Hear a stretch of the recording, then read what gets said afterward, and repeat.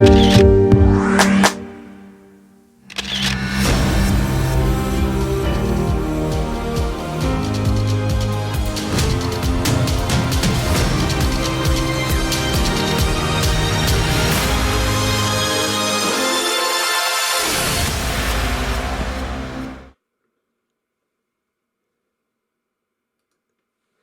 gang, welcome to another live episode of TogChat. I'm your host, Joe Edelman, and for the next 90 minutes, I'm here to chat with you about all things photography. News, tips, Q&A, photo reviews, you name it, we're going to talk about it. So I am excited to say that tonight is TogChat episode number 26. So we are moving right along, building up some steam, getting all the bugs out, making some changes, making some improvements. So a lot of you guys know that last week I did a little bit of a camera technology upgrade. We're working on a different camera system now. You're watching me on a Panasonic GH4 and some other, high-tech gadgets that go in the background with the video stuff and that. So we're still knocking out some of the bugs along the way, still dealing with some technology pieces. So I'll apologize in advance if we run into any little kinks in the armor tonight. It's a possibility. But the cool part is I'm in the process of having a dedicated box built just for doing the live streams. So for all you hardcore technology geeks, that's kind of basically like the equivalent of a gaming box on steroids, so that it can handle everything that's happening with the heavy streams and all that stuff, with the goal being that eventually we can go ahead and we can do a 4K stream, which at this point, I'm not quite ready to make that jump, but it's coming. So listen, just to catch you guys up on a little bit of photo news. So a couple of weeks ago, I started out TogChat talking about a press release that Nikon had put out announcing that they were restructuring. And the title of my TogChat that week had the question, is Nikon dead or are they becoming the next Olympus? And boy, did the crap hit the fan over that. First of all, never did I say Nikon was dying or going away, and never did I say that Olympus wasn't doing well. The whole point behind the Olympus comment was that Olympus, which by the way is headquartered literally about 10 minutes from where I'm sitting right now, Olympus really makes their money on scientific equipment and optical equipment, not their cameras. And so that was kind of the question that I was raising about Nikon, since Nikon made it very clear they're going in that direction. So the great part of it is, Axis of Peter, yes, a little bit more Nikon, just a bit. I have some follow-up news to report. There was an article that made it online today with some follow-up information and a press release from Nikon Japan. And basically, keep in mind, this is a company that lost like 465 million last year, okay? So after the restructuring, here are some of the things that Nikon is teasing for us. And these are all great news, really great news. So number one, they are indeed also restructuring their camera business. So it's not that they're just restructuring the whole company and putting their emphasis on the scientific equipment and that, which is the stuff they talked about in the release, but they are also restructuring the camera business. They are intending to bring us, you ready? Here it comes, gang, multiple mirrorless cameras, probably sooner than later. So that really, really cool, okay? They're going to take an aggressive approach to rebuilding their camera business, so they're recommitting to it. This is kind of Nikon saying, look, we're kicking ourselves in the butt. We're going full steam ahead. They have no plans for closing any domestic or overseas manufacturing plants at this point, so they're not paring back on any of that stuff. Nikon is going to concentrate a lot of their R&D resources on medium to high-end DSLR cameras and lenses, as well as the new mirrorless cameras, which means they're going later on the consumer end of things, which is awesome. They're going to have fewer new models in the future. They're going to stick with their core line, develop that, advance the technology, and indeed, even though they canceled the development of the high-end compact camera, that is still in their future plans. They just have not green-lighted the program, and they're not moving ahead with it yet. So, seriously, for me, that's great to hear. And really, the net result of that conversation we had, at least my predictions, and really the predictions of most people out there, Nikon's not going away anytime soon. It's really reassuring, though, to hear, number one, their commitment to, essentially getting back in the game. Miguel's asking, will Canon go mirrorless also? Miguel, Canon's already got a mirrorless camera that's in the process of coming out right now. Their CEO has done numerous interviews where he has talked about Canon's intention to get into the mirrorless market. Roy Patton's asking, is there really that big of an advantage to going mirrorless? Roy, I think what the advantage is, we can argue about the advantage today, and that would be an argument. I would guess, I would estimate, I would expect that mirrorless is definitely the future. And I've talked about this before in the sense that mirrorless cameras allow us, the consumers, the photographers, to have gear that has one less moving part to break. Because right now you've basically got two main moving parts other than, your knobs and your dials. You've got two main moving parts in a DSLR camera. You've got the mirror and you've got the shutter. Those two things. So if we eliminate the need for that mirror going up and down, we have eliminated a piece that breaks, which allows the cameras to last longer. Believe me, Canon and Nikon and all the others, that's one of the big reasons why mirrorless has been so slow to come to market, because it's killing a revenue stream for these companies, because it means the cameras are going to last longer. So it puts a little bit more pressure on their R&D to give people research and development, for those of you who don't know what that means, but it puts more pressure on R&D to give people a really, really good reason to pick up a new camera. So that means they've got to come out with really great new features, big quality improvements, those kind of things. So yeah, Roy, I do think that the advantage is, of course, we're talking lighter weight, smaller cameras. Beyond that, they're able to do pretty much anything that a DSLR can do. And not to mention, if you've never used a DSLR, or excuse me, a mirrorless camera, Roy, if you haven't had a chance to play with one, the EVFs are awesome. EVFs, for those of you that don't know what it is, EVS is the electronic viewfinder. So, for instance, if you pick up a Sony, one of the Sony lines like the A6500, the 6000, or the A7R series, when you look through the viewfinder, you are looking at a finished image. You're not looking at a wide open, if your maximum aperture is 2.8 or 1.8, you're not looking at that kind of an image. You're looking essentially at the actual image that your camera's producing. That's actually pretty cool. And, granted, it's not a big deal to chimp. Back in the film days, that would have been like, oh my God, amazing. But it's not a really big deal to chimp, but it does actually make the process even faster. So it's pretty cool stuff. So I just want to report to you guys, this news is coming out. And obviously, these bullet points are kind of vague. More details, we're waiting to see here. We want to know what's going to take place. But this is all good stuff. This is the stuff that we wanted to hear from Nikon. And historically, Nikon's not the kind of company that makes a lot of loose promises and then doesn't deliver. If anything, Nikon will kind of drag their feet and be a stick in the mud until they finally get it together, and there it is. So the fact that they are making these announcements and making the commitment, that's awesome. Axis of Peter, thank you so much for the super chat. Greatly appreciated. For those of you that don't know what that is, I'll tell you a little bit more about that in just a second, but you can see Axis of Peter is lit up there in a nice bright blue color. So one other little piece of business also, I'm going to switch you guys over to my YouTube channel. If you haven't seen it yet, there's a new video this week. It's right here. It's all about how to avoid glare on eyeglasses. So I hope you check it out. If you haven't seen it, make sure you do. It breaks it down. It keeps it real simple. And it even teaches you a tiny little piece of physics.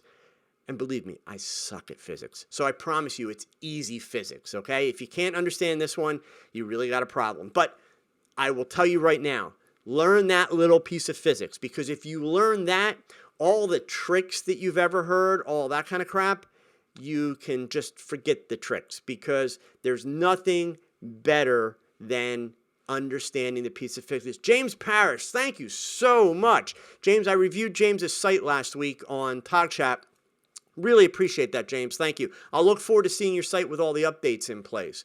So for those of you that may not have been here before or maybe haven't been here for a little while, let me tell you what these little things are that keep popping up here. They're called Super Chats. It's a new feature that YouTube has. Don't worry. Obviously, you guys have figured out there's money behind it. I am not going to pimp this every week. I'm not going to hold people hostage, but I'm going to explain to you what it is, and I will remind you that it's there. YouTube used to have a feature called fan funding, and of course, nobody really used it. Well, it's a lot of work to put out these videos. It takes up a lot of time, all that good stuff. So what YouTube has done since their big push for the future is live streaming, here we are, they have gotten rid of fan funding. In fact, as of tomorrow, fan funding is officially turned off in YouTube world. And they've instituted these super chats. And the way it works is really simple. If you want to make a donation towards what I'm doing here in the channel and all the money that I receive via super chats, via Patreon, any of that kind of stuff, it goes right back into producing more content for the channel. This entire business model that I have put together around this YouTube channel, I am not taking a dime from it yet. It's all getting reinvested right back in so that I can continue to build things. And then what happens is when you make a donation, it could be anywhere from $1 all the way up to $500. Not that I expect anyone to do something crazy like that, but that's what the system will allow you to do. It allows you to place a comment or leave a question. The more money you donate, the more characters that you have to be able to ask a question or to leave a comment. And then anything over, I believe it's anything over the $2 mark, so starting at $5, it gets pinned to the top of the chat, which you can see that in your chat window. And the bigger the donation, the longer it stays there and the longer the question is. So that's basically what you see when that's taking place. Like I said, guys, I'm not going to pimp that out every week. I'm not going to hold you hostage. I don't expect you to pay me money to answer your questions. A lot of YouTubers doing that stuff. That's not my game plan. One thing I will do, though, when somebody makes a donation, I don't care if it's $2 like Axis of Peter or $30 like James, I will pause and thank them because it's greatly appreciated. Okay? So one more thing. I have a question that was sent in to me actually a little bit earlier today, and I thought it was a great question. So I figured, you know what? I'm going to go ahead and I'm going to answer it on TogChat because this is going to be one of those questions that's not really popular with the manufacturers, and it's also not really popular with the gearheads. And the question is Barry Donovan, thank you so much. Greatly appreciated. The question was, is image stabilization really that important when buying a lens? And because let's face it, pretty much any big zoom lens that you buy these days, and even the shorter zoom lenses now, they come with image stabilization. So it's almost like it's becoming a standard feature. But indeed, and I can't speak for Canon because you guys know I'm not a gearhead, but for instance with Nikon, Nikon has their 70 to 200 millimeter lenses with all the great image stabilization. That brand new one that's almost $3,000 has supposedly 5 stops of image stabilization built into it. But yet Nikon also still makes, for a fraction of the price, they still sell their traditional, really, really old 80 to 200 millimeter lens that has no image stabilization. And it's a 2.8, just like the 70 to 200s. And it is literally a fraction of the cost. And in my opinion, it's one of the most underrated Nikon lenses out there. So the question was, how important is image stabilization? So I'll give you my honest answer. And then I'll give you the answer that I think is a little bit more practical for most people in today's photography space. My honest answer is that image stabilization is annoying as hell. I would never use it. It just gets in my way. Now, that is obviously not at all popular with the manufacturers. And if I'm being open-minded and I'm trying to help you guys, which I am, there is some value to it. But here's the thing. Remember that people took lots of really, really, really amazing images for decades before there was such a thing as image stabilization. So it was possible to take really good pictures without image stabilization. And people did it. No differently than we took pictures without high-speed sync. And we were able to shoot people outside in the daylight doing fast action and stop it with the flash. All that kind of stuff. So all of these new pieces of gear and these gadgets that you pay a lot of money for, they do solve problems, But my advice to you is, if that's an important feature to you because you're reading somewhere, somebody on YouTube's talking about it, or you read some blog article where they're like, oh my God, this image stabilization, it's 5 stops, it's amazing. If you think it's that big a deal, make sure before you spend the money for that feature, because believe me, you're paying a premium for that feature, make sure you understand how to solve the problem without that feature. I promise you, if you understand that, number one, it's going to save you some money along the way, because there will be times where you're going to realize, you know what, I don't actually need that feature. For as often as I'm going to have to worry about that, I can do it old school, not a big deal, which in many cases it's not. So as far as making those buying decisions, make sure it's no different with high-speed syncing. How do you stop action when your shutter speed will only synchronize up to 1/200th of a second? It's not that hard, but indeed it takes a little bit of practice and some skill.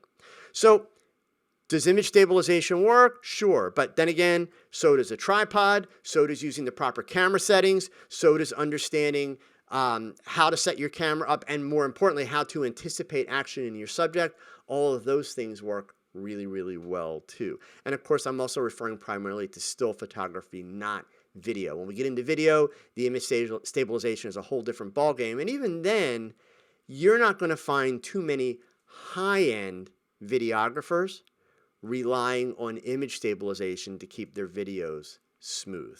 That's the challenge, okay?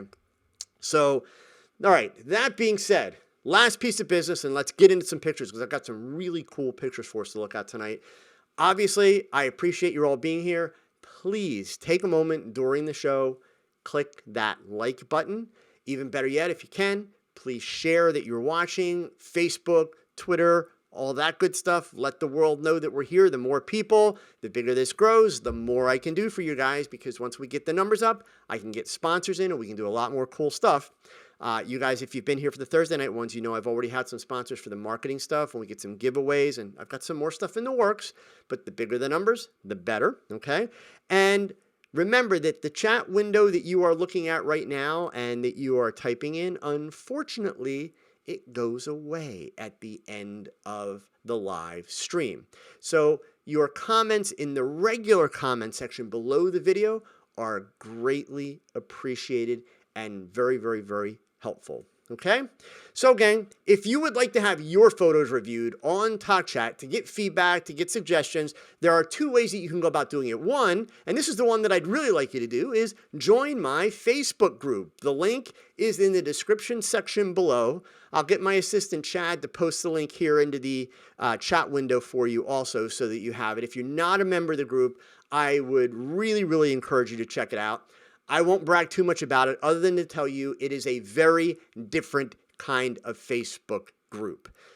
When you join the group, there's a video you're going to be asked to watch. It tells you all about how the group works, what we expect, but the thing that you're going to find is different is we don't do the usual ripping pictures apart. There's not a lot of chest thumping and testosterone and all that kind of crap. It is a group that is truly dedicated to learning. We're over 6,000 members strong and growing at an incredible rate, and I could not be more proud of the group of people that participate in this group on a daily basis and really go out of their way to build an incredible group. So the photos that you're seeing tonight are a mix. Most of them are images that were posted in the Facebook group and the photographers gave me permission, or if for some reason you have something against Facebook and don't want to use a Facebook profile or join the Facebook group, you can submit your photos directly right from the link that you find in the description below. It's simply tog.chat/photo review. And when you click on that link, you'll be asked to fill out a form. It's going to ask you a couple simple questions. It's going to ask you for the tech specs, and then your image will be in line to be reviewed. And a couple of the shots that you're going to see tonight are images that were submitted via that link. So let's go ahead and jump in. We're doing things a little bit differently here. I tried this out last week and it seemed to work okay. So we're gonna keep running with it. I've got stuff set up in Lightroom here so that I can provide you guys with some of the tech specs without actually having to read all of it, because in the past I was reading through the Facebook posts and unfortunately things can be a little bit disconnected at that point. So, and also I wanted to mention before I get too far in here, gang, I see already there's been a lot of really good questions hitting the group.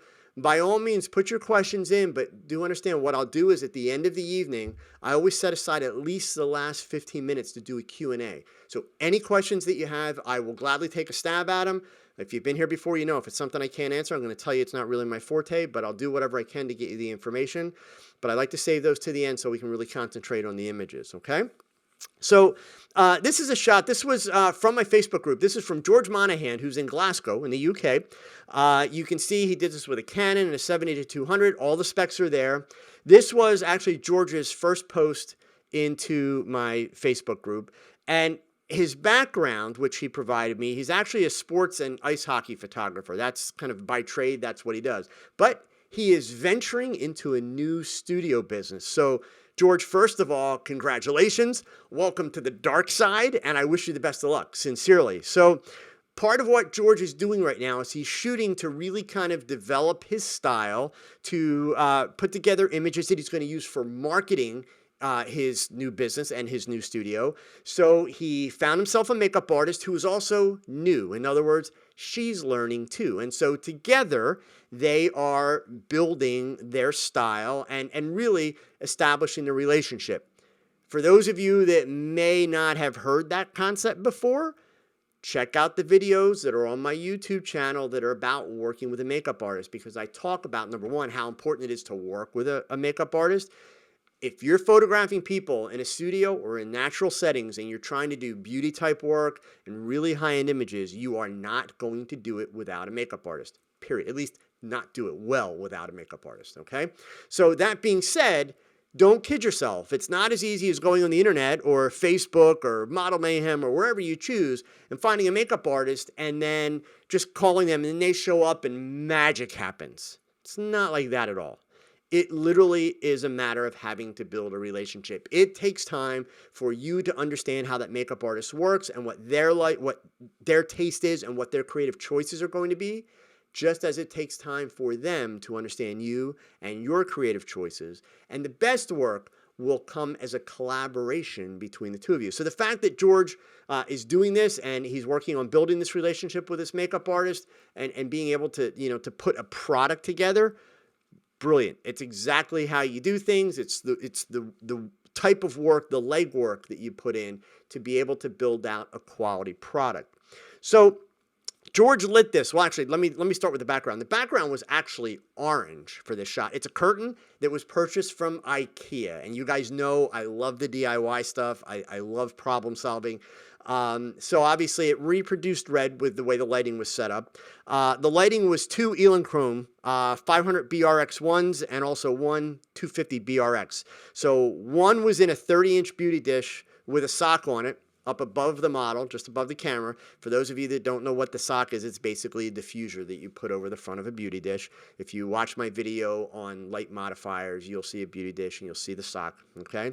And then there is a 20 by 30-inch softbox below the model that is set at about one stop lower than the dish. So in other words, this is essentially a clamshell lighting setup that's put together here. So we've got one on the top, one on the bottom, and that's where the light's coming from. And then there's a 160 millimeter octabox with that Edelman 250 that's at the rear, just filling in some shadows, okay? So overall, George tells us he was, he was essentially happy with what they came up with. He feels that they achieved what they set up to do. If he were to shoot again, he would darken the eyebrows a little bit more and give a little bit more emphasis to the lips before shooting. So the eyebrows we're seeing now and the lips we're seeing now were mostly created in post-production because apparently they weren't dark enough. He did his post, mainly removing some blemishes, tweaking the colors and contrast and vibrance in Photoshop. And then the finishing touches were done with Imagenomic portraiture, which a lot of you have heard me talk about before. That's what I use on my images. I'm not a big fan of the whole frequency separation thing. Honestly, it's mainly because I'm lazy. Frequency separation is awesome. Let's make it clear. Joe doesn't hate frequency separation. I hate bad frequency separation. But I find for my taste, I have been able to work really, really well with Imagenomic portraiture. And one other little note, just to mention it so that I can stop looking at my notes for this shot, the eyelashes that the model showed up with are semi-permanent, meaning they're weaves. For those of you that didn't know that's a thing, just like girls get hair extensions, they can get eyelash extensions. So that being said, as far as this shot is concerned and my feedback for George, this is one of those pictures, and I think this is really worth talking about and kind of getting you guys to really take a good look at it. At first glance, when I saw this on the wall in my Facebook group, this is the kind of shot that it stops me dead in my tracks. It's like, wow, gorgeous. I mean, this girl is drop dead and gorgeous. Where I struggle is the longer I look at the shot and the more I spend time looking at it, I run into some problems. And these problems are the kind of thing that, again, the average person is not going to pick up on. So indeed, photographers will pick up on it more, faster, etc. But here's the thing. At the end of the day, you guys know I'm always going to push people to go that next step, to go a little bit further, to do a little bit better. So overall, I love this picture. There are some things that I want to point out for George, but I think will also benefit the rest of you. And number one is a common clamshell lighting mistake. One of the things that I see happen the most with new photographers, and I'm using the word new or young interchangeably here, but people that are new to the process. One of the things that I find commonly happens when you use clamshell lighting for the very first time is dutifully setting the top light and the bottom light kind of equal distance from the subject. So in other words, if the top light is, 3 feet from the nose, then the bottom light is 3 feet from the nose. But you frequently run into a problem doing that, and that is that oftentimes you can't get the bottom light 3 feet away. If you've got your subject sitting on a stool, the net result is that bottom light is going to be closer to the subject's face than the top light. So if you have them set at the same power, that means the bottom light is actually going to be brighter. Now, as George told us, in this case, he did dial the bottom one down about one stop below the top one. Now, what I don't know is I don't know if George was using a flash meter or if he was simply doing it by, the guide numbers, or if these strobes are TTL. But the problem that I have, George, which I would encourage you to be careful of is, and we can see it in several places, the bottom catch lights in our eyes are very bright. Now, this is coming from the guy that really doesn't get super fussy about catch lights compared to some people, because as you know, a lot of my shots, I do the vertical catch lights, which some photographers think look too much like cat eyes. I've never had a subject complain about them. It's only people with cameras that complain about them. But we generally, our brains, the way they're wired, we expect the bright light to be on the top. But what's happening here, your bottom light is bright enough that we're creating shadows on the tops of things. Shadows are on the tops of the nose. Now, we got a little bit of shading down here, but we're picking up some top shading. So I'd love to see you dial that bottom strobe down just a little bit more. It's going to even your light out a little bit. It's going to keep it nice and crisp. One of the beautiful things about clamshell lighting is you get good fall off in this direction. So it gives you a great outline of your subject. I'm a huge fan of clamshell lighting in general. So that's really kind of overall my big beef. The rest of it is little details, George. Little details that I think would really help you improve. The hair that is behind her neck here, this is one of those things that early in the game, working with a new makeup artist, and since this is also a new process for you, this is easy to miss. But if we're setting our standards high, this is sloppy. So at a minimum, I would take it out in Photoshop. Ideally, that's something you're going to catch during the shoot. Also, when we go to the bottom frame here, the way the drape is coming across her breasts, it's really very uneven, and it actually kind of looks awkward. It makes her look misshapen. Part of that is that I feel that her posture is off. Her front shoulder is really high and her back shoulder is low. For me, I'd rather see it the other way because then I get a really long neck. You can imagine by looking at this how long her neck looks on the back side, but it looks shorter on the front side because of that shoulder being up. So if we go the other way, I like the idea that you were trying to create a little bit of an angle and get some lines in there, some diagonals. Diagonals are always great for composition. So the idea of having the drape, having the shoulders angled, all that's good, but I really rather see you drop down just a little bit. Stephen Lewis, now that I mentioned it, the no shadows are distracting. You can't unsee them. Yeah, and that's what a lot of this stuff is. I mean, I'm being really, really nitpicky here because overall, this is a great shot. And this girl's gorgeous, like absolutely gorgeous. I would love to photograph this girl. So the challenge is here. These are the little details that are going to take that shot to the next level. That's the key. And then two other things, and we get into the makeup here. Let me blow this up just a little bit more so that you can see. The eyelashes are really rough. They're uneven. They're crisscrossed. You can see they're all clumped up on this side and not on this side. So we have a learning experience here. So we got to cut George a lot of slack on this. He talked about it in his post. He's aware of it. This is one of those things, George, where basically your makeup artist just needs to get a little bit more practice. And I will tell you that when you have eyelashes that are weaves, and especially if they're clumpy. So for those of you that have never looked that closely at eyelash extensions, if you get really close to an eyelash extension and look at it, you can actually literally see where the eyelash is essentially tied onto the eyelashes. It's kind of crazy. You know, for guys, we look at it and think, my God, that's like Chinese torture of some kind. But literally, they just like tie them on. So there's a bump. When they're applied really, really well, that bump is almost imperceptible. In other words, it's barely there. When they are not tied on well, it's really, really big. Net result, it's a challenge to put a strip of eyelashes over top of those and blend them well together, because the key to putting on false eyelashes is being able to blend them with the natural ones to make them look good, because you don't want eyelashes clumping. You don't want them all crisscrossed and going in different directions. So my makeup artist, her trick, which is not a trick, if she's going to put makeup or put eyelashes on a set of eyelashes that have extensions, she's going to use the single eyelashes. In other words, one at a time that they're put on. That way, they're going to blend a lot better, and it's going to come together and look, look more even. Another thing, George, that I would encourage you to really push your makeup artist for, and this is one of those things, if you find it enough times and point it out, she will eventually catch on to this and do it herself. And part of it's because of your subject being human. This young lady's lips are a little bit uneven. You see how it peaks higher on the camera left side than it does the camera right side? Remember, no human being is symmetrical, but cognitive psychology research has proven to us that a human marker of beauty is symmetry.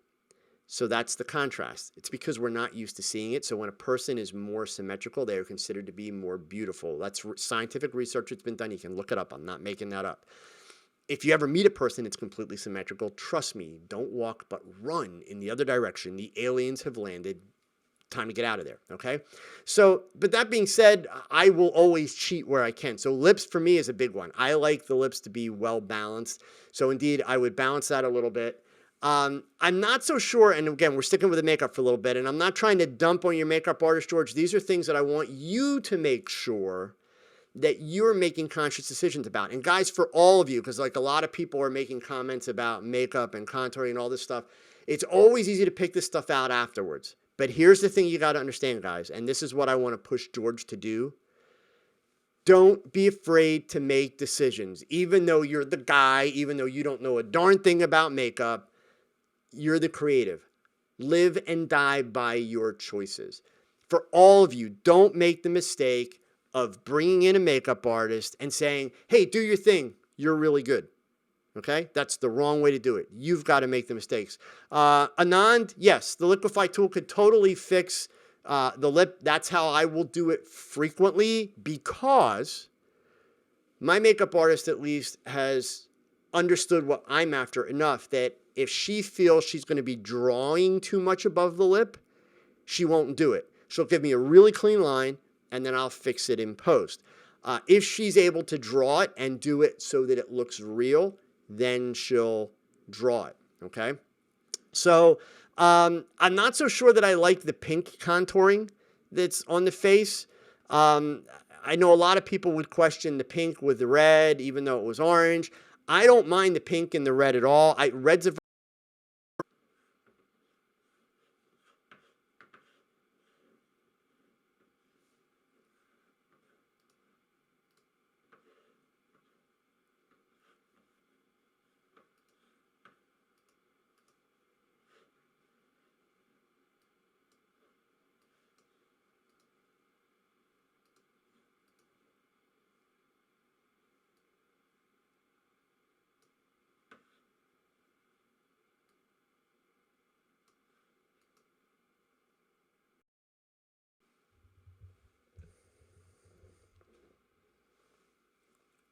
Okay, guys, so hopefully you're all back with me here.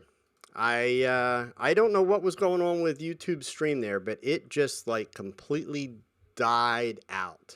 So give me a heads up here. Okay, good. You're telling me I'm live. That's what I was hoping to hear, guys. I have no idea what's up with YouTube. This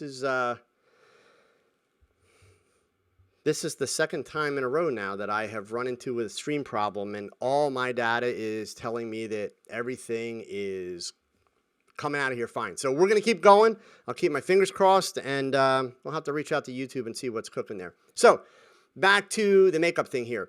Don't make the mistake of telling, your makeup artist, hey, do your thing. You've got to be willing to make decisions. For me, really, it's the little details we talked about. Getting the lips balanced, making sure the eyelashes aren't clumped. I don't know that I'm a big fan of the pink. That's kind of a personal choice. I don't mind the pink lips against the red. I think, again, that's a personal choice. Overall, I love the simplicity of the shot. I love really just the calmness of the subject. I would just love to really see those details tidied up. Take care of those, George, and I think you are headed in a really great direction with what you're doing, okay? All right, so we're going to move on here. I've got a shot from Anand, and I think Anand is here watching tonight.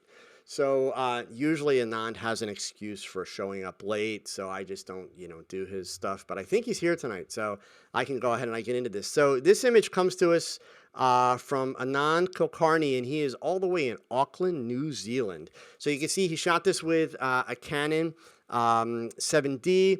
And what he was working on here with this young woman is he was looking to portray, in his words, a more sinister yet seductive expression. So they were working through a bunch of different facial expressions to see what they could come up with. This was really kind of an experiment for her to build out some images. Anand, there you go. Anand, you should be worrying, okay? His lighting was a beauty dish set in front of the model and high.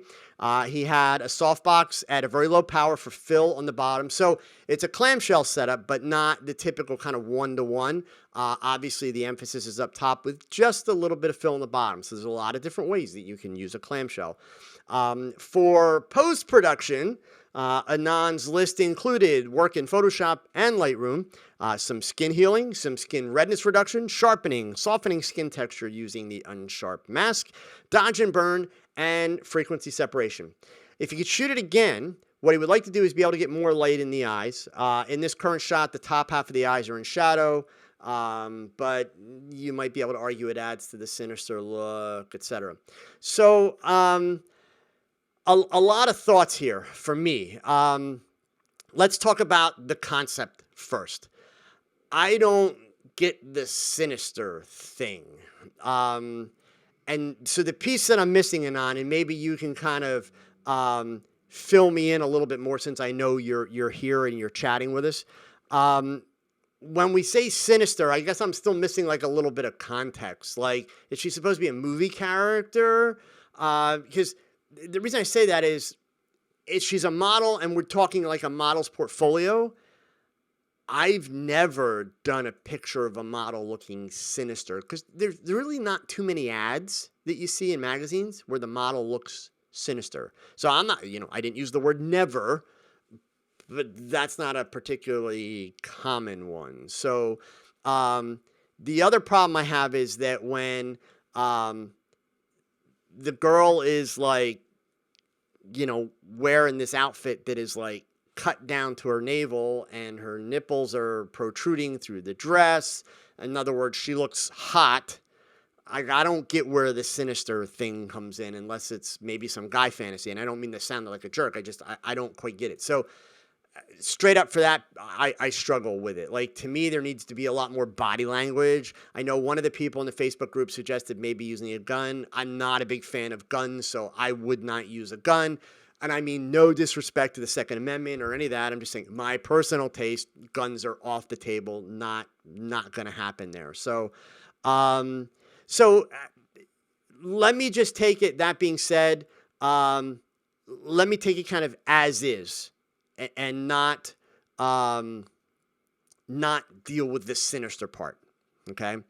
I do agree with you with regards to her chin being down and her eyes. Almost anytime you tuck a person's chin, it's going to look like they tucked her chin. So, kind of where I struggle with this is I don't understand why her chin's tucked in general, and I don't know how that would make it sinister. That can work for a guy. Like, if you watch Wolverine in the comic book movies, everything he does, he's looking past his eyebrows. In fact, I've seen Hugh Jackman give interviews where he talks about the fact that the way he gets in character is he has to make sure that everything he's looking at, he's looking through his eyebrows, and then he knows he's doing the character the right way. So that being said, I'm not a big fan of the chin down thing. I would love to see her chin more level. I mean, this girl's gorgeous. She's obviously got a great body. I'm a guy. I like the female body. But the braless thing is just incredibly distracting and pointless. So, first of all, Nan, I know that you are really good with Photoshop. So the bottom line is, take out the nipples. There's no reason for them to be there. Now, a couple people have asked, in fact, Roy Patton said, what about a strapless bra, the cup bras, or whatever? Some of the people in the group said, what about using pasties? So here's my take on that. Not to get overly personal about any female, but before we jump in here, we've got to talk about some anatomy things, okay? Not every woman has the right fullness of breasts to be able to go braless and have it look good. Okay, hopefully that's politically correct enough. So that being said, if your subject can wear this dress without a bra and own it, then to me, don't do the strapless bra. Don't do, they have even just the tape bras that basically tape underneath and provide support, and don't do pasties. Don't do any of that. And the big reason is this dress is obviously very thin and it's sheer. So I literally would simply fix it in post. Really easy to do, not a big deal. Okay. If your subject is not of a shape and firmness that they can pull off the dress, but you want to do something like that, then your next best step is to go ahead and use the tape bras, which basically are like a C shape of tape. And literally the girl puts it under the breast and it tapes to her body. So it lifts and supports the breast. Okay. So I'm hearing that a bunch of you are still having some issues with the feed and the video coming through. I apologize. I promise you everything is going out on this end. I'm really not sure what's up with YouTube tonight, but apparently the internet is just not a really happy place when it comes to bandwidth tonight. So everything is going out. I don't believe YouTube has crapped out on us again. So I would suggest maybe refreshing the feed and we'll go from there. So Anand, honestly, that's just my big beef. Those two things. The chin drop, I'm not a fan of. I would indeed like to see more light in her eyes. She's beautiful. I'm not a big fan of the nipples because I think it's just simply a distraction. And then I'm not going to blow this up too much higher here, but I will say for my taste, you're heavy on the frequency separation on this shot. Now, for those of you that may not know Anand or may not be part of my group, Anand and I go back and forth a lot of it. We have a lot of fun about frequency separation and that kind of stuff. He makes a style out of it. So frequently you may see me look at a shot like this and right away dump on it and say, you know what, the frequency separation, it's too aggressive. It doesn't look good. Anand has definitely developed a style around the way he finishes his images. I do sincerely believe it would be 10 times better than what it is if he would back way off on the frequency separation. I'm not saying get rid of it, just back way off. But I respect the fact that there is a style. In other words, there's the consistency to it. And it's not all the way over the edge where it's just horribly plastic and kind of that bumpy plastic. He doesn't do that, but still a lot for my taste.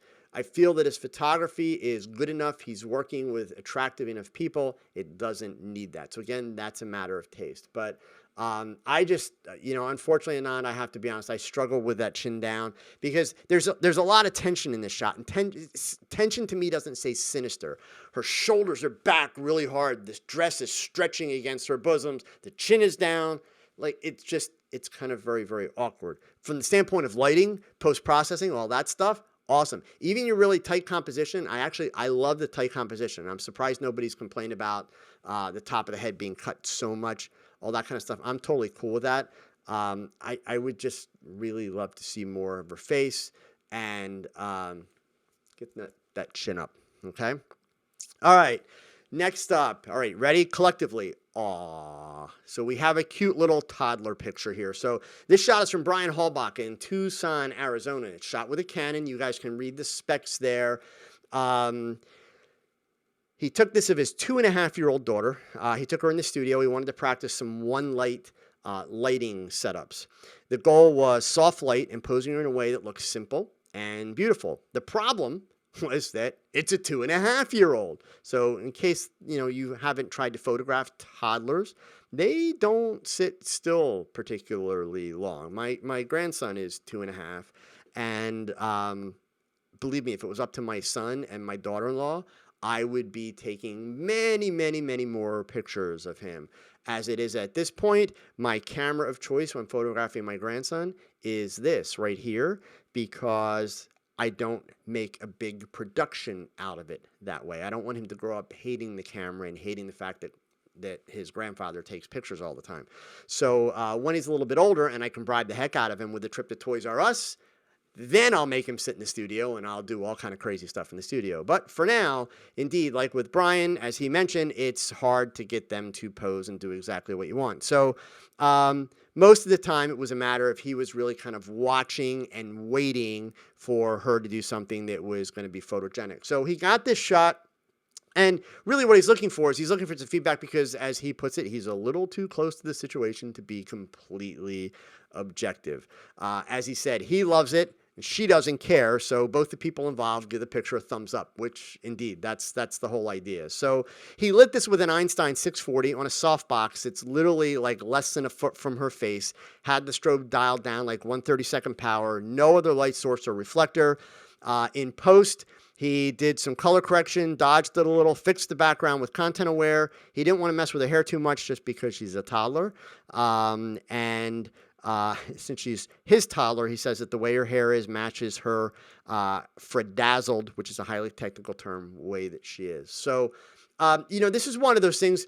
On one hand, it's always kind of unfair to have to evaluate a picture of a toddler because, let's face it, they're adorable. And obviously, when it's someone's kid, they've got much more emotion tied into it. But sincerely, Brian, I actually really like the shot. There's only one thing, and believe me, since I have a 2.5-year-old grandson at this point, I totally get what it's like trying to get them to sit still for pictures or any of that kind of stuff. Literally, all I would do at this point is I'd love to see it maybe just a little bit brighter, because that face, just all I'm doing is I'm popping the exposure slider up just a little bit, and it makes that face pop so much more. And then what we could potentially experiment with, so I don't know that this is going to work, but I'm going to try. I'm going to grab the highlight slider, and I'm going to go ahead and pull it down. And if I do that, I can get a little bit more detail back in the shirt. So it's really, I'm going to kind of keep playing there. I'm going to bring the image up just a tad lighter, but pull the highlights down so that shirt doesn't get too much lighter. And literally, that's the only thing that I would change about this. Pictures like this, the most important part of a shot like this is the emotion that's behind it. So obviously, the next person that looks at it, if they don't know you, don't know your wife, don't know your kids, they're very possibly not going to be quite as, invested in it. Somebody said add a catch light. I disagree, because here's the thing. I wouldn't add the catch light just to add it in post, if that's what you're referring to. Again, you take a 2.5-year-old toddler and you try and make sure that you've got a catch light in their eyes the whole time. It's not going to happen. And there is an easy solution.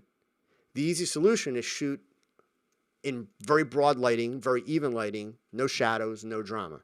So Brian really kind of, went out here and pushed the idea that he wanted something that was dramatic. He wanted something that was moody. But the reason why, and just, I don't want to sound like I'm picking on you, Konigio Photography, but I want to make sure that the understanding is you don't have to have catch lights in the eyes. You don't have to have a fill light. You don't have to have separation from the background. You don't have to have a rule of thirds. You don't have to have anything. Google the phrase iconic photographs. And what you get back are the images that have stood the test of time. After you Google it, click on the Images tab and look at the pictures. You're going to find lots of pictures with no separation from the background. You're going to find lots of pictures that don't cover the rule of thirds. You're going to find lots of pictures with really busy backgrounds. But these are iconic images that have stood the test of time. These are the pictures that people hold up and say, wow. So there are no rules like gotta have the catch light. And especially when you factor in trying to keep a 2.5-year-old engaged and plus back up far enough to take pictures. Because at 2.5, if she's got daddy time, she wants to be on his lap. She wants to be hanging on him. She wants him engaged with her doing things. So just the fact that he's sat her down and he's backed up enough to take a picture, that's not what a 2.5-year-old wants. So it's a challenge. Absolutely. So, somebody asked a question here. I'm in this moment. Would it be good as well if the child would look into the camera? I always have a problem with that. When do you ask the model to look at you? Well, okay. So this is a child, not a model. So let's answer that two ways. Honestly, this picture would still be cute if the little girl was looking at the camera because she's cute and she's adorable. It would be a completely different picture. So I wouldn't say it's better or worse. I would just say it's different.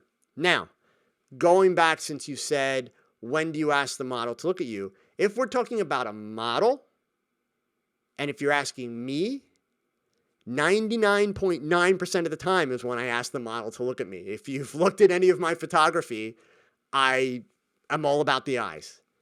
The eyes are what make the picture. All this stuff from the neck down, I'm a guy. I enjoy it, but that's not what keeps your attention. This doesn't keep your attention.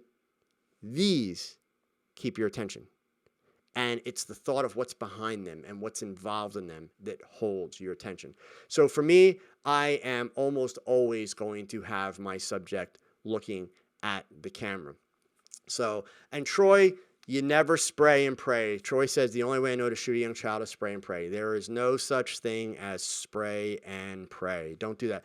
Troy, you lost big points because, Troy, I was going to compliment you because I was going to ask you if I have to ask you for an autograph now because I saw your face and your picture on your Idol's live stream today, Troy. So congratulations.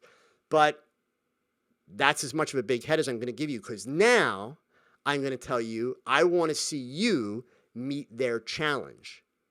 Their challenge was a landscape picture with dogs. So get on it, Troy. I want to see that picture. Okay?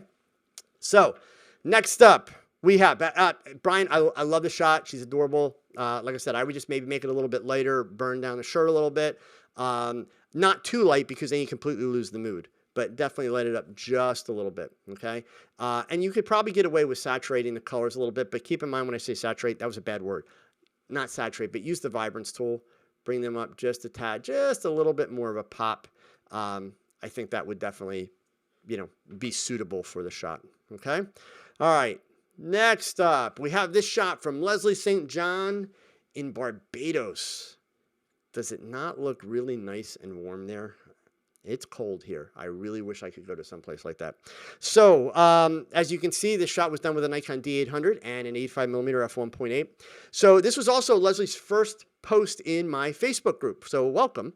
Leslie's a wedding photographer in Barbados, and he also is looking to broaden his offerings by getting more into portrait photography. And this brings up a good point between the first post that we had tonight from George, and then this post from Leslie. Let me do this review for Leslie, and then I want to talk to you guys about a little shall we say, business opportunity that I think a lot of people are missing. So for those of you that are trying to make money shooting models, shooting people doing portraits, I have something that I would honestly, sincerely recommend that you consider, because I think that you might find that there's some value in this idea. So back to this picture. This was done as a TFP shoot. So it was a trade for this young woman and a local casting agency. So they did it early in the morning. It's all natural light. There is a diffuser on camera left. Leslie tells me that if he had to shoot it again, he would have paid a little bit more attention to the converging lines in the background that go all the way out to the end of the pier to make it more central, but he doesn't think that it's particularly fatal to the shot. Okay, and Leslie, I would agree with you. I don't think that the converging lines being off center are fatal at all. It doesn't bother me. So what's interesting here, and what I want to point out to you guys, and you guys are all so quick to throw critiques out. If you're going to throw critiques out, do me a favor. I'm going to pause here, and I'm going to talk to you all, and I'm going to get myself in trouble, but it's only a mini rant. All these opinions that I see coming up on pictures, seriously, guys, do me a favor, keep them to yourself. It's disrespectful. It's completely disrespectful. Here's why. You weren't there. You don't know what the photographer went through, but here's the real reason. Any idiot can point out a problem. So if you feel that her arms shouldn't be out or there's too much space or anything, that's cool. I don't mind if you say the picture sucks, as long as you help solve the problem. Opinions, they're like buttholes. Everybody's got one. Solve problems. That's what photographers do. So if you want to call yourselves a photographer, solve the problem. Anybody can point at the problem. Now, back to Leslie's picture. This is a great shot. Before we get into what could we do better, let's look at what works here, and then let's talk about how we can improve it. I don't disagree with a lot of the comments that went by. The composition is a bit awkward for me, and that's because her eyes are dead center in the frame. That's where the focus spot was, meaning it's a lazy composition. Okay? I don't like the way her hands are on her head like this. So there's a bunch of stuff. So those things that you guys were saying, they're legit, but you're not helping. So what I want you all to first notice, though, and this is very important, and this is, I call this the supermarket effect. What I mean by that is the next time you're in the checkout line at the supermarket, pay close attention to the magazine covers, especially the ones with celebrities. So I don't mean the fashion magazines where it's a fashion model, but I'm talking about the magazines that have celebrities on the cover. If you start to pay attention to the poses, you're going to notice that frequently these magazine covers have the most awkward poses you've ever seen. I'm talking horrible poses, sucky poses. But yet, it's on the cover of a magazine. And there's a reason why the picture still works. One, it's because it's a celebrity. It's a famous face that we know. Two, that celebrity knows how to bring the energy and the personality. So, back to Leslie's picture. This shot for me has what I call the supermarket effect. This girl is gorgeous. She's having fun. Her smile is infectious. I'm not a fan of big, cheesy smiles. This smile is big, but it's real. There's no cheese here. It's infectious. The lighting is sweet. The color is awesome. So at first pass, this just sucks me right in, and my God, I love it. Now, is there room for improvement? Yeah, and let's face it, most of the time, gang, there's room for improvement. So here are the things that I would recommend and what I would do about them. Number one, I've already mentioned, compositionally, I don't have a problem with the height at the top. I don't have a problem with the space at the bottom. I have a problem with the fact that she's just dead center in the frame.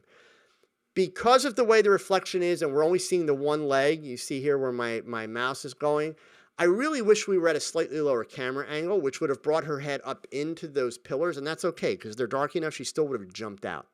So I think that would have been really great.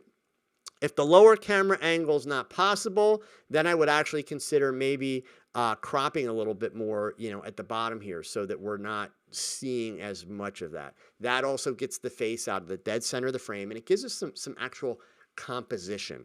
That's an important part, okay? And I'm not bringing that statement about the focus spot being in the center and the face being in the center. I'm not bringing that from the standpoint of I believe in following composition rules and I believe in the rule of thirds and all that stuff, because I don't. That's crap. I believe in filling the frame with what's important to the shot, period. Okay? And again, so that we don't get into the debate, for all of those that like to follow the rules, go back and Google iconic photographs. Case closed. Done. Okay? So that being said, that's really my big beef. I will tell you, Leslie, since you're looking to expand your offering from weddings, and again, guys, I want to keep in mind, please, Leslie's a wedding photographer. This is a world apart from doing weddings. So just the fact that he's sharing this with us and letting us give feedback, we have a responsibility to help him solve the problems, not just rip the picture apart. So that being said, there's a better way to do the hands. Okay? Number one, it's usually not a good idea to have things out straight and tight. I like symmetry, but not this kind of symmetry. Now, at least she's on an angle, so that's good. Because imagine if she was straight ahead, it's like she's got Dumbo ears at that point. We definitely don't want that. What I usually do is I will have the model put her hands up, but I explain to the model, do not put your hands on your head. And definitely don't make claws, because a lot of girls, when you have them do that, they make claws, which do not look attractive. What I do is I explain to them, put your hands in the hair. And that way the hair is going to drape down over the hands. And so if the hands are slightly awkward, then it's going to cover that. And then the only other piece is you don't want the arms way out here. And especially if it's angled, you don't want the arm in front, so it's covering part of the face. But keep the arms relaxed. And you can even tell the model / ask the model. Ask her what it feels like if she does this, and ask her what it feels like if she does this. And you guys can try it yourselves in the comfort of your rooms watching this video. This is a lot more comfortable than this. Bottom line is, if a person's doing something that's not comfortable, they're going to look awkward. The tension's going to build, and it's going to show up. A couple people in the Facebook group, you guys may or may not be able to see it. It looks like she's got a hairy armpit. She doesn't. Some of the hair fell through, and that's something I would take out in post. That's kind of one of those things that if you're in the moment shooting, I mean, we're in the water here, gang. So it's not just as simple as, let's just walk over and move that piece of hair. If you're in the water shooting and you see that, I'd take one quick look at it on my LCD, and as long as it's not like completely out of control, that's an easy fix in post. So I would simply fix that in post. Again, always try to get it right in the camera, but at the same time, you have to be realistic. Sometimes getting it right in the camera is detrimental to the shot and will take 10 times longer. So if I can protect my shot and do it faster in post, I'm doing it in post, period. So that's not the lazy version. That's the practical version. So a couple people said, what about having her wet? That wouldn't be bad, but understand, with makeup, you don't want to start with her wet. So for me, I have a video here. In fact, let me bring it up for you guys to watch, because I would really encourage you to watch this on my YouTube channel. If you go to the top of the page and you click on the videos tab, right? And once that page loads, we're going to scroll down. You're going to have to hit the load more button, and we're going to scroll down again, and you're going to hit the load more button a second time. And we're going to scroll down right to here. There's this video right here called Work the Shot to Dramatically Improve Your Photography. If you are thinking that you would like to do the wet look, that's going to be a shot that you're going to do a little bit later in the series of pictures, when you know that you essentially have the shot that you're looking for. Okay? And then the only other thing that I'm going to be a little bit picky on you here, Leslie, but we've already kind of solved the problem in a different way. So I just want to give you another look at it. With her arms straight out like this and her face turned the way it is, her eyes fall right into the arm here, which I find very distracting. If her face was turned more to the camera, the eyes will still be at the arm level, but you're going to have much more impact from the eyes, and it's not going to be as distracting for me. So first of all, the idea that you're expanding your business, awesome, and congratulations. Secondly, if you've got people like this that are available to you to shoot, I would encourage you, by all means, get back out there, do more TFPs. Even with this young lady is absolutely gorgeous. She's clearly very comfortable in front of the camera. She certainly was a trooper, being willing to get in the water to do this kind of stuff. So that being said, let me run back really quick. I want to give you guys a little business idea here. This is just kind of Joe's thoughts on something. So I want to go back to this first shot that we looked at from George. Remember this one? Okay. So the history. Remember, George is a sports photographer. He's in the process of getting ready to open up a studio. So he's putting together some images so that he can market these photo shoots. There is a category of photography that, in my opinion, so this is just Joe's opinion, you can take it or leave it, it's being overlooked. And there is a lot of money to be made in this category. So, little history lesson. You're going to figure this story out as soon as I tell you the first part. If you were around back in the 1980s, and if you were paying any attention, the economy in the United States, and actually around the world in general, the economy was not wonderful. In the United States, the economy kind of sucked. We had a president by the name of Ronald Reagan. Ronald Reagan was particularly good as a cheerleader. He was particularly good at making Americans feel good about their country and what was happening, and I'm not going to make any references to our current situation. I'm talking about Ronald Reagan in the 1980s. But Ronald Reagan was a great cheerleader. But there was a business that got started in the 80s, and it took off here in the United States like wildfire. And that business was called Glamour Shots. Glamour Shots opened up stores in shopping malls because in the 80s, in the US, it was all about the shopping mall. Glamour Shots opened up stores in shopping malls, and basically women would go to Glamour Shots and they would get their hair and makeup done. And we're talking, big 1980s hair, of course. And they would wrap them in feather boas and glitzy material.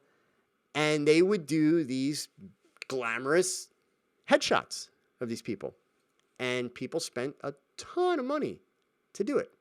They were paying for the fantasy of it. Well, Glamour Shots fizzled out in the 90s. The economy came back. People didn't need fantasy as much. People had money. Life was better. People were happy with what was going on. 10 years ago, it became a very popular trend in the United States with high school seniors to do fantasy. Now, I don't mean boas and big hair and that kind of stuff, but I mean the senior portrait concept started to develop. And it went to outrageous levels in terms of the types of images that were being created of high school seniors. I mean, even one of my favorites is a guy down in New Orleans named Kirk Vauclain, who has a swimming pool in his backyard, went out and bought underwater gear. And one of my favorite shots of his is a high school kid playing a saxophone underwater in the swimming pool. It's just awesome. So parents started paying for the fantasy for their kids. Fast forward 2017. Politics in the United States is upside down. I don't care which side you line up on. I'm not going there tonight. But it's upside down. It is not the country that we thought we were living in. We learned that a couple months ago. The economy's not too bad, though. It's not as great as we would like it to be, but the economy's not that bad. What that means is people have disposable income right now in the United States. It's not like the recession that we were going through 8 years ago when the last president came in and there were no jobs and everybody was sweating. The employment rate's down. People have money, which means people will pay for fantasy. People aren't selling the fantasy, though. And I know April's here. April's one of the moderators in my group, and she just mentioned that she spent the whole weekend shooting fantasy shots. Good job. We had a conversation about this last week, so sorry, April, to give away the advice that I gave you to everybody else. But for those of you that do portraits, for those of you that have a studio, you're trying to make money, fantasy is where it's at. People will pay for the fantasy. It's an escape because in the United States right now, people are scared. I don't care if you're for the president or you're against the president. I don't care who you voted for. I don't care what party you're from. People are worried about the way it's going. So it doesn't matter which side you line up on. There's concerns about the other side. People will pay for fantasy. But I want to be clear before you rush off and try it and fail and then blame Joe Edelman. I'm not saying just the idea of selling a fantasy picture. I'm talking about the idea of taking what we learned in the 1980s with glamour shots, but up the game. So, because understand, part of what women paid for when they went to glamour shots was not just the pictures. Because let's face it, those pictures went on their wall for a couple of years until glamour shots went out of style, and then those pictures promptly went in the closet, and they come out once or twice a year when somebody wants to make fun of the person in the picture, right? Okay? So it's not about the pictures. It's about the experience. So the world's changed a little bit. So the experience today, the whole idea that somebody gets made up and you stick a feather boa around them and take their picture, that's not enough of an experience to charge good money for. Now it's got to be about the makeup. It's got to be about the hair. But better yet, work out a deal with a local spa.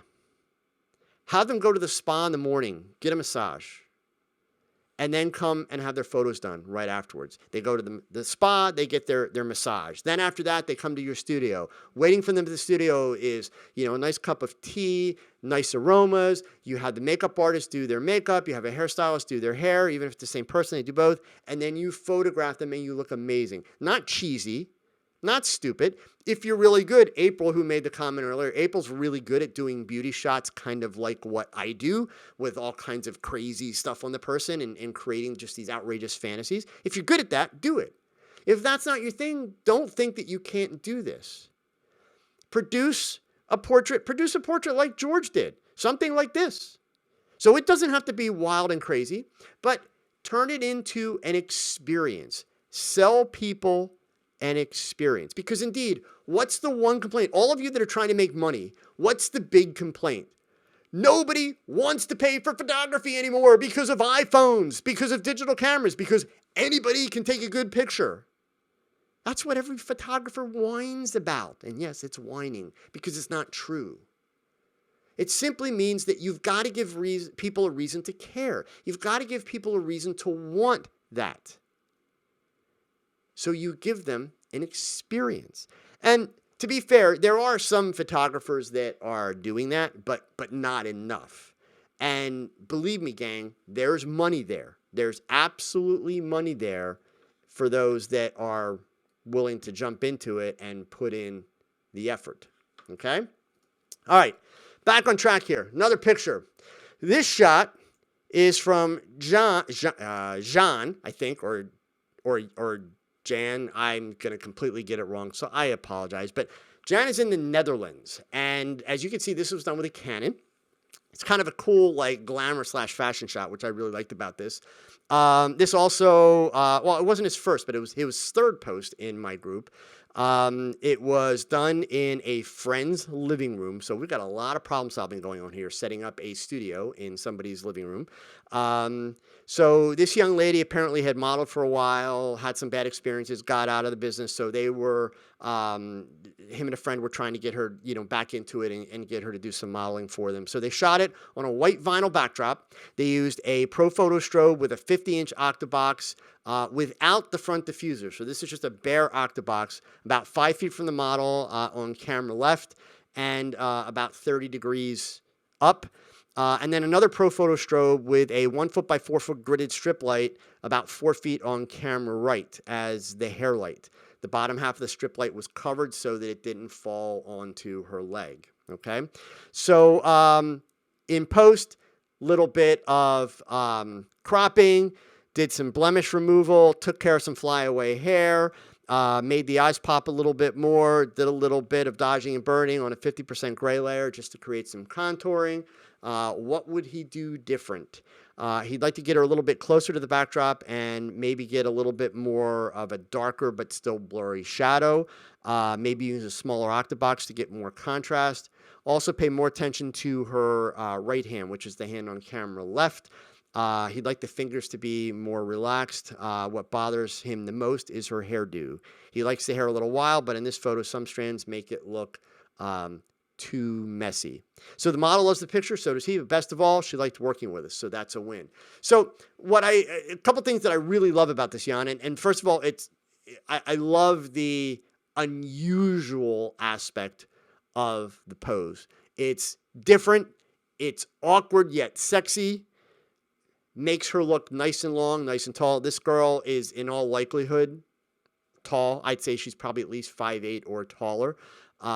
She's skinny as all get out, which also really helps. I'll tell you honestly, as far as the hand on camera left goes, I don't find it as awkward as you do, but indeed, I think it would be better if the wrist was up on the top and the hand was just kind of relaxed, okay, and just draped. I think that definitely would have been a benefit. And as far as the hair goes, my biggest beef with the hair is simply that it's too close to her eye here. I will admit some of the hair, since it's coming up into the strings here, if it were me, I think I actually would have been inclined to put the hair behind her completely. Still swept over to one side like you have it, which I like, but I would have pushed it behind her shoulder because I think that the lacing on the bodysuit is interesting. So I would have liked to have seen the lacing. But at a minimum, push this off and I think you're good to go. This girl has a very strong facial expression. She's pulling off the pose really well. So and I'm not using it in a negative way, the sloppiness of the hair, nobody's going to care. Like literally nobody's going to care. So it's very good that you're being picky about it. That's the way that you're always going to be able to push yourself to the next level and improve your work. But I really, for me, the biggest thing is get that hair off the eye. And then again, if I'm being really nitpicky, looking at the little details, the things that are going to help you always improve, I would just argue that this ring has no place in the picture, but that's also an easy Photoshop fix after the fact. So, you could easily take care of that, but gorgeous model. I will say, and actually I realized I forgot to comment on your comments about the shadows. I don't know that I would actually want to see harsher or darker shadows here. I kind of really like the way this is set up. It's clean, it's simple. The reason for me is you don't want to start introducing too many things going on in the shot. So by making the shadows a little bit more pronounced, you're adding a whole nother dimension to the picture. Given her her pose, given the cool angles, given the fact that she's got this great look, and I love the fact that she's looking slightly down at you without having her chin way up in the air. So you've chosen to work at a really low camera angle. All that's awesome. I don't think that you need more stuff going on in the shot. I would leave it as is. And then another thing too, just from the guy standpoint, thank you for not having her hips opened up. This shot is stronger and sexier because we can't see her crotch. Okay? Obviously, everything's covered. You totally could have done that, but the fact that her hips are twisted away and we've kind of got that hint, but it's not there, that's something that helps make this shot also really sweet. Morton's asking about the bottom knee. It looks a bit twisted. Yeah, Morton, I don't know so much that it looks twisted as opposed to the idea that obviously she is twisted. I think that this little shadow that's right here and maybe just a smidge more of the crease, if that was something that was bothering Jan, I think that we could simply, do a little bit of lightening there and it's going to be fine. It's nothing that I'm finding terribly objectionable at all. The way I look at stuff like that, if people have to get all the way down to that knee to start finding stuff, then I've done a pretty good job on a shot. So, I don't disagree with you, Morton, but it ultimately kind of doesn't bother me that much. Marcos, that's a great question about personal style, and I will come back to that. I promise you. When I'm going to do one more picture, and then I'll do some I'll do some comments and questions now, okay? So let's do one last shot here because I do want to get into your questions, and I apologize that we had that hiccup earlier, guys, so that's why I'm going to go over a little bit here so that we can try and get some stuff in, and I'm going to have to reach out to YouTube to find out if there's issues that they're having or if something else has changed, because unfortunately I was showing that I've got an okay stream here the whole time. So I still have to do a little problem solving. But this shot comes to us from Bulgaria, and it is from Svetan. This was, as you can see, done with a Nikon, a D5300. It's a photo that he did of his girlfriend, all natural light. He used some frequency separation. And what he was really working on here in terms of what he was trying to build technique-wise is he wanted to learn a little bit more about sharpening and the frequency separation, also dodging and burning. So that being said, I have one quick comment on the shot itself, and then I want to talk about the post-processing for you.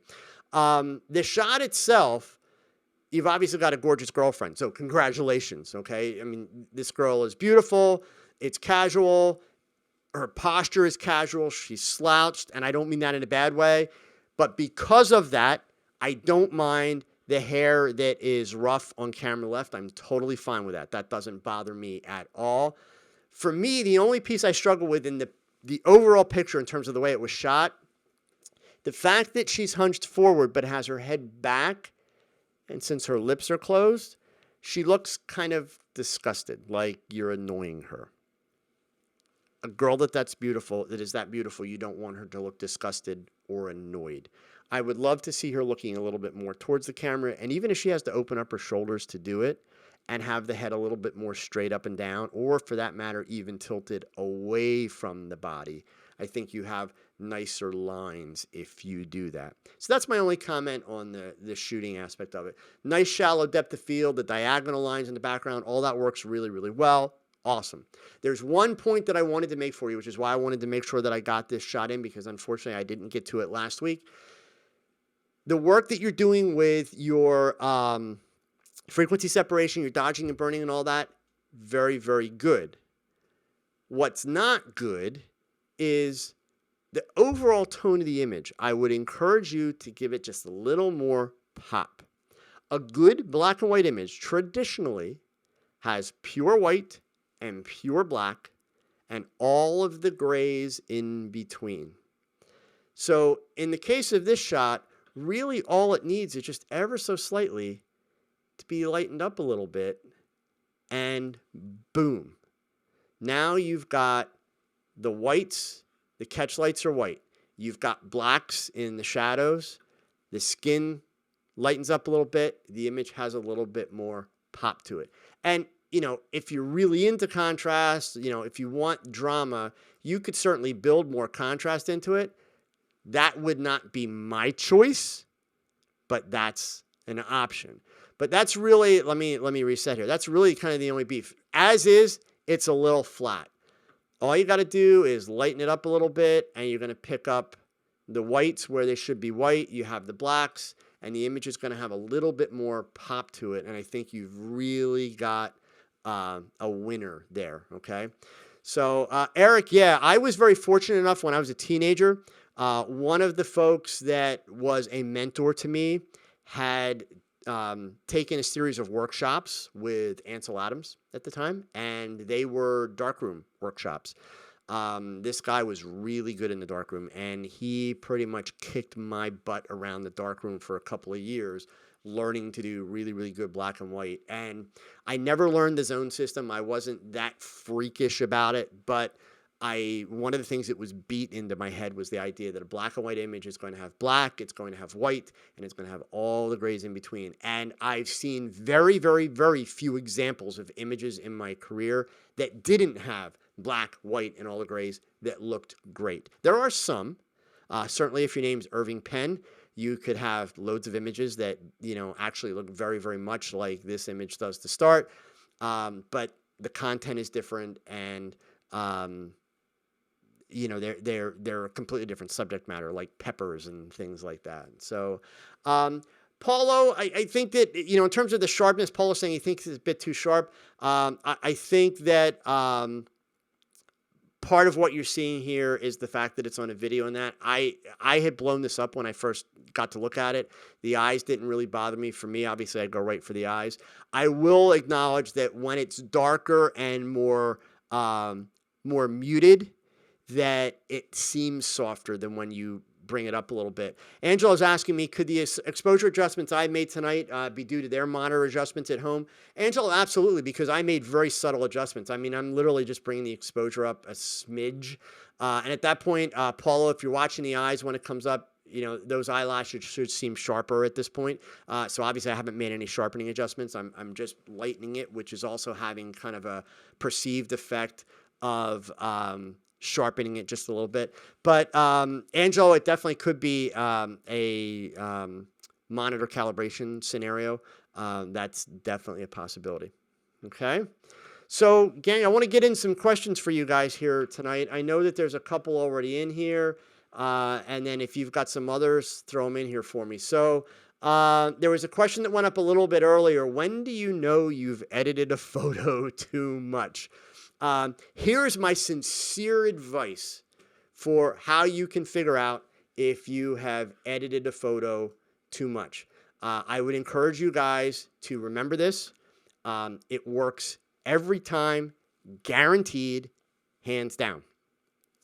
When you're done with the picture, throw it into a Facebook group, and if everybody tells you edited it too much, you edited it too much. Seriously, from a creative standpoint, you've got to be honest with yourself, period. If you're looking at the image and you love the way it looks, then you've got to be willing to live and die by that decision. I've talked before about the learning curve in Photoshop. I call it the Photoshop roller coaster. And this is based on my own experience, and this is also based on watching a lot of people and mentoring a lot of people. I find that what happens is, as you learn new things with Photoshop and your skill level is going up, once you get to the point where you kind of master the new technique, we all tend to overuse it. And eventually we get up to the top of the hill and we realize as we look back down the hill, oh crap, we're overdoing it. And then we start to come down the hill again, which means we back off. And then we start to go up another hill, which is a new technique that we're learning. And we get about halfway up and we've mastered the technique. But we're so excited about it, we overuse it and we overdo it and we overdo it as we keep going up the hill. And we get to the top and we look back and we realize, ooh, I'm overdoing it. I need to back off. And we come back down the hill and we repeat hill after hill after hill.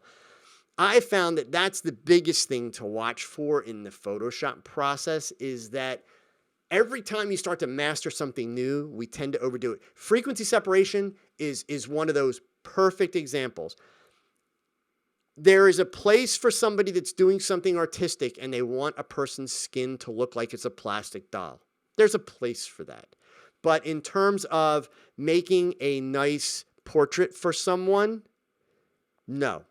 Plastic skin just doesn't look good, period.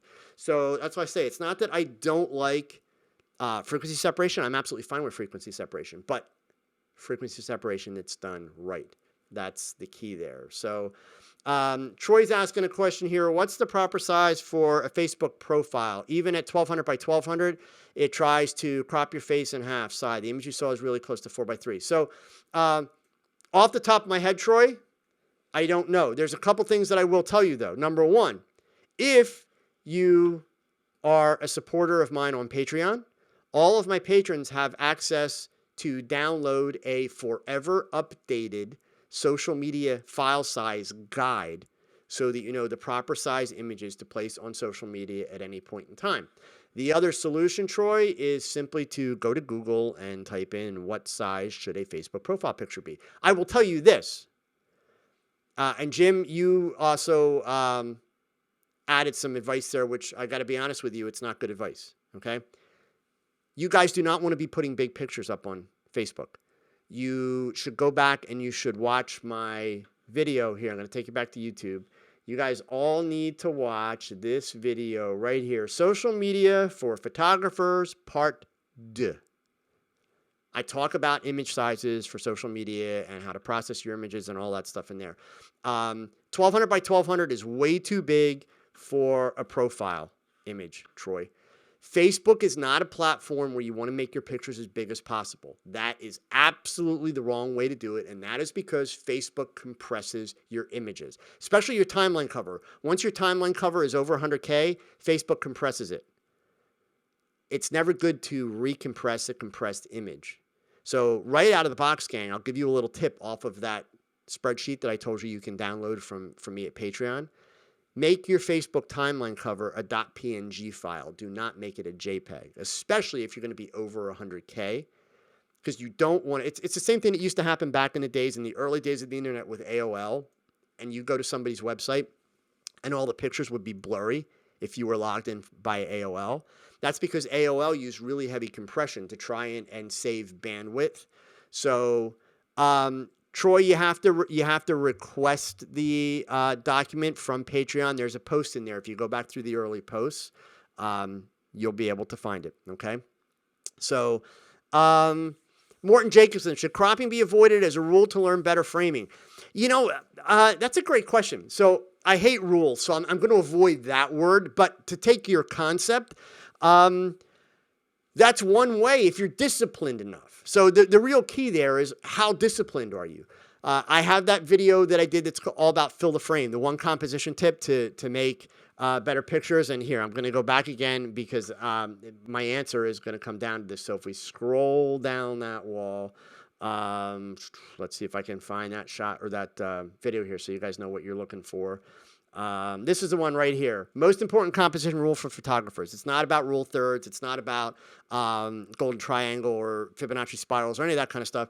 It's about fill the frame. So similarly, Morton, I'm a big believer that, if you fill the frame, the only stuff that should be in your frame is the stuff that you need, that you want. Then you're good to go.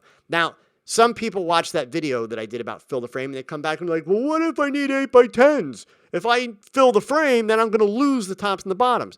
So if you're a wedding photographer, you're a portrait photographer, and you routinely do 8x10s, then yeah, you're going to leave a little space top and bottom. But that doesn't mean that if you're shooting a portrait, the person's head's going to be 1/8 of the frame.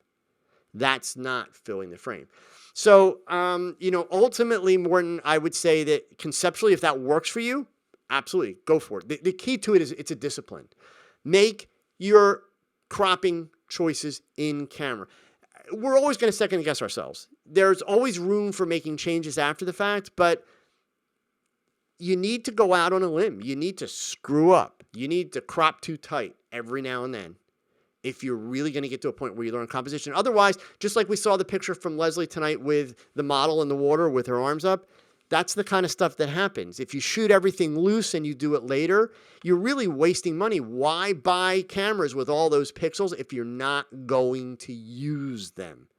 You are choosing to accept lesser quality from your gear. That makes no sense to me. None whatsoever. Makes absolutely no sense. Dennis says Facebook recommends a minimum of 170 to 170. So he uploads 680 to 680, 4 times as large. Yeah, that'll work. Again, watch your file size. That's the thing that gets you in trouble the most with Facebook. But, I will tell you guys, obviously I would appreciate the support on Patreon, but if you can't afford to support me on Patreon, Google. Okay? All the information's out there. All the websites, Pinterest, Facebook, Instagram, all of them have help sections where they post all the specs on what they're looking for in images. So don't just assume the best thing. And I know a lot of you upload full res images to Facebook. That's just stupid, period. Same as it's stupid to upload a full res image to your website. And I won't debate that with you now. If you have questions about that, tune in on a Thursday for the marketing talk chats, and I'll gladly get into all that stuff. Okay. I am this moment. Is it better to make a website to promote my work or join 500 Pixels, which has more traffic? I am this moment. Who are you promoting your work to? Are you promoting it to somebody that's going to pay you money? Or are you pounding your chest and promoting it to another guy with a camera? 500 Pixels has more traffic with guys with cameras. So if that's who you want to promote to, yeah, go for it. If not, no, man, get a real website. Okay? Because all those people that have the traffic on 500 Pixels, they ain't going to put no money in your pocket. That's just not going to happen. So, Gary Geddes, for website headshots, which will be tight shots? Is it better to shoot straight on or turn the head body slightly? Either one is fine, but keep in mind, the key word in your sentence, Gary, is slightly. So when I shoot portraits, so this is Joe, but when I shoot portraits, I explain to my subjects, and even with models, that most of the time, they're going to feel that their head is in a box. In other words, I'm not going to go more than about there. That's it. Okay? And the simple reason is the camera magnifies things. Just like that old adage that the camera will add 10 pounds, I'll always joke with my models, don't piss me off, I'll make it add 30, because I can, okay? So the fact of the matter is, if I turn my face from here to here and I look at you, you can still see the retinas and the pupils of my eyes, all of them. If I turn here, which is a more natural thing for most people, the problem that I have is now my pupils and the retinas are shoved into the corner of my eyes, especially the back ones, so you lose impact. So this soft turn, which is very subtle, it's more effective. You still have the feel of the head turn without losing the eyes. And this is something that so many photographers don't pay enough attention to at all. So again, I don't have a problem. And even doing a small body turn, that's fine, but don't turn the face way out here. Bring it back to here. Okay? There's nothing that says you got to do things all like straight on. That you absolutely don't have to do that. It's good to have some lines, some turns. That's all a good thing. Okay. So let's see here. Troy Hall, you tried 360 by 360. Part of your problem may have been your file size may have been too small. Again, look at Facebook, see what they have to say about their specs. So, Airborne Data Solutions asked me earlier, comments on composites, trendy, and thanks. Okay. So, sounds like you were watching Tony and Chelsea earlier tonight. Were you? Is this a trick question? Are you trying to see if I'll say something that Tony didn't say? I happen to see it, and I happen to say that Tony was okay, or happen to see Tony say he's okay with the composite done right. I do lots of composites.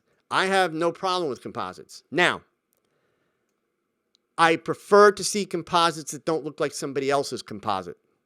So what I mean by that is there is a brilliant photographer, very successful photographer, very creative photographer, very well-known photographer who mastered the concept and the art of doing composites and made it very, very, very popular. And that is a man by the name of Joel Grimes. And so now everybody and their brother tries to do the Joel Grimes thing. 2 edge lights, background, gritty look. That sucks. You can quote me on that. Not Joel Grimes. The people trying to do Joel Grimes. Like, do it to prove to yourself that you can do it as a learning thing? Hell yes. But don't do it to do Joel Grimes. Like, what's the point? You're not Joel Grimes. You'll never be Joel Grimes. You're a creative loser if you do Joel Grimes. You can quote me on that. Always give it your own spin.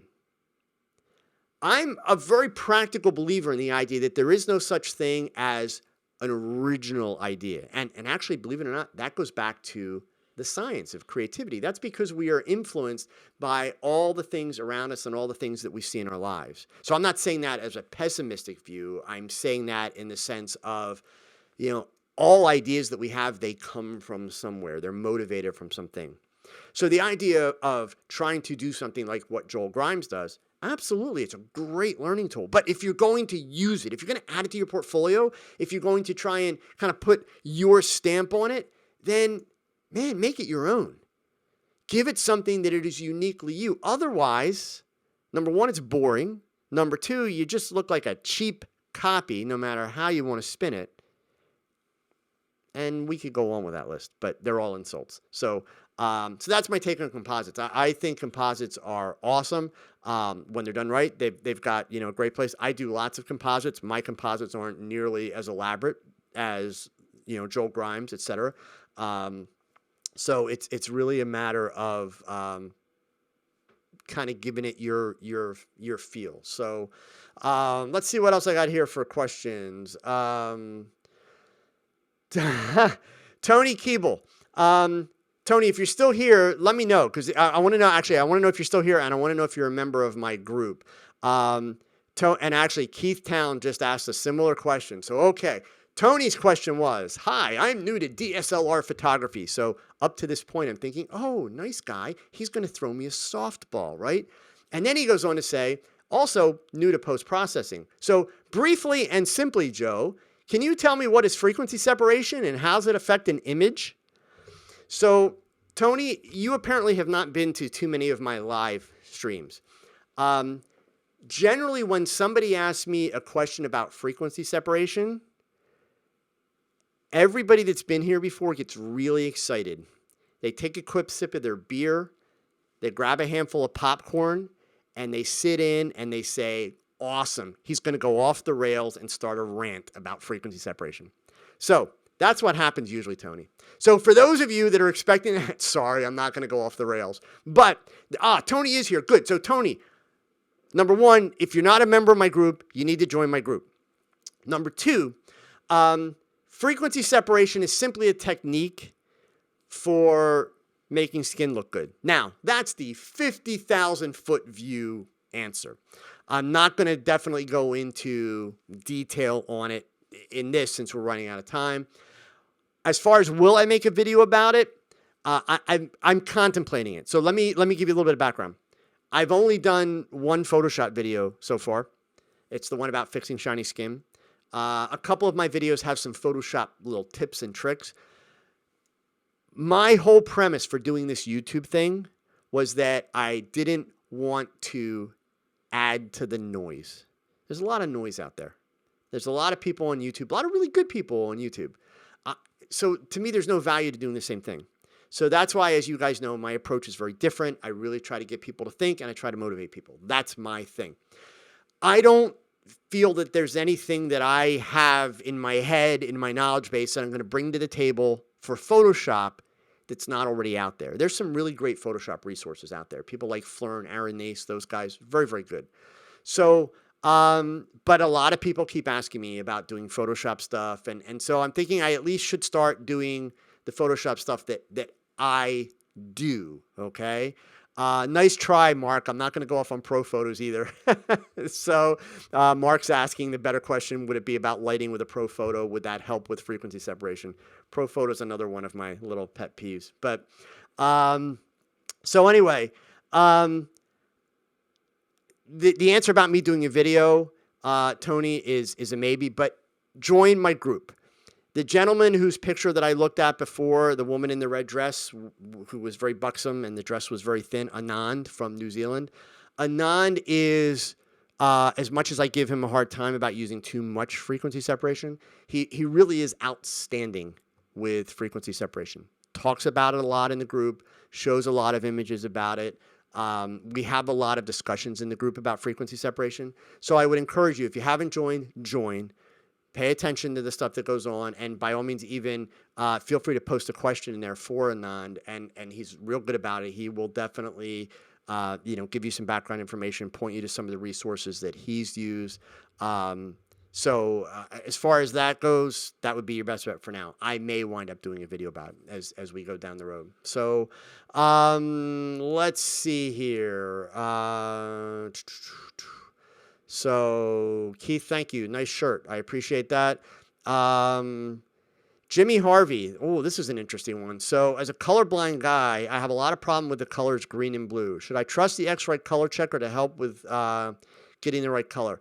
Well, the tough word in that sentence is trust. So, Jimmy, my advice would be, if you're like past like your mid-20s, you have probably come up with a lot of methods in your life to be able to kind of figure out where colors are, which I realize don't allow you to really zero in on exact tones all the time. My son has issues with certain colors and that, but he's adapted to the point that he's actually very good at identifying them. I will tell you that I'm a big fan of the X-Rite color checker. When it's used properly, it's a great tool. It's definitely a precision tool. The only reason I balked on the word trust is I'm a big believer of trusting my eyes. So I always struggle with completely trusting technology. But indeed, there are times when you have to. I'll flip that around and I will tell you that in my case, for instance, my eyes are getting bad enough at my age now where for me to do manual focus, it's a very laborious and slow process. So I do rely on autofocus. I would have a hard time being a professional at this point if I had to do strictly manual focus. I'd probably be shooting product photography because that way it's not moving and I can take all the time in the world. So, all that being said, I would say if there's any tool out there that you're going to trust, the X-Rite color checker is definitely a good one to work with. I really do, I really do recommend that tool. It's not cheap, but it's very good. So, Eric Vicaria, I do mostly sports and wildlife. I don't use anything besides Lightroom much. Is not using Photoshop just a mistake, especially with people? Well, so, let's actually, Eric, let's do a little history lesson here. Photoshop was the first one. And if you do a little bit of research, you'll find out that Photoshop wasn't really designed for working with photos. Photoshop was originally what Illustrator is, okay? It was meant for designers.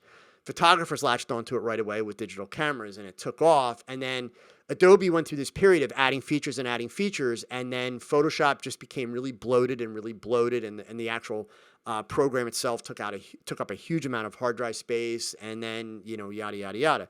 After a while, Adobe came out with Lightroom, which was the first program that they designed strictly for photographers. So, and it's not only file management, but it's also file processing. So, as we sit here today, Photoshop has been streamed down a lot. It's a much smaller program, works much, much more efficiently. It's better for resources than it used to be. Lightroom actually is kind of stalled in its development. But for sports and wildlife, the overwhelming majority of that, Lightroom is going to be more than adequate. Even if you're doing portraits, Lightroom is adequate to a point. But I will tell you, when it comes to doing retouching is much faster and more efficient on Photoshop than it is on Lightroom. Period. Hands down. Also, what you can't do in Lightroom that you can do in Photoshop are things like liquify and face-aware liquify, where you're able to reshape things and all that kind of stuff. So, and that's why you'll see, even if you join my group and you look at a lot of the background on a lot of the shots, what happens is a lot of people will do their basic processing in Lightroom, and then they'll move to Photoshop for some of the more advanced techniques. So are you going to be wasting your time if you learn Photoshop? No, definitely not. Do you need it? It really depends on what kind of images with people you're doing and what you're trying to do with them. That's going to be the key.